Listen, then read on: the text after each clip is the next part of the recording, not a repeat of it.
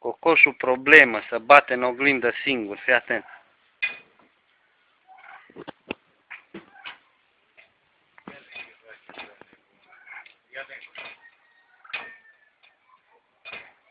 Minutul 20, K1, bagă tată, bagă, nu te lăsa păcălit de legea 18, dă-i futul în gură, că uite să ia de tine, dă-i.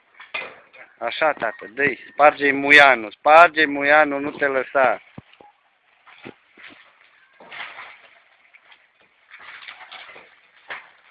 Uitați că numai animale proaste am. Dă-i, bagă ius, așa. Sparge-i fața, fută-l Dumnezeu, lasă-l, checi, lasă-l. Dă-i, tată, dă-i. Bagă stângă-dreaptă, eschivă, bagă eschivă. Așa. Dă-i cu dreapta. Dă-i, nu te lăsa păcălit, așa. Dă-i. Picior, dă-i tibie. Dă-i cu piciorul tu. Bagă-i long king, dă-i. Dă-i cap în gură, așa. Nu te lăsa, bă, m-aș pula să-mi bag. Dă-i, tată, nu te lăsa. Tot macerează. Rupe. Așa. Mai ia o tură din capătul celălalt, că se uită la tine. Da, ce cocoș de ăștia.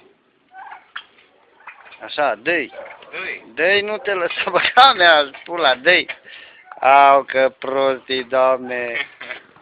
Măi, că numai animale deștepte foc țăndăream. Dă-i, frate, nu te lăsa. Așa. Ja. Dă-i. Scoate pistoalele.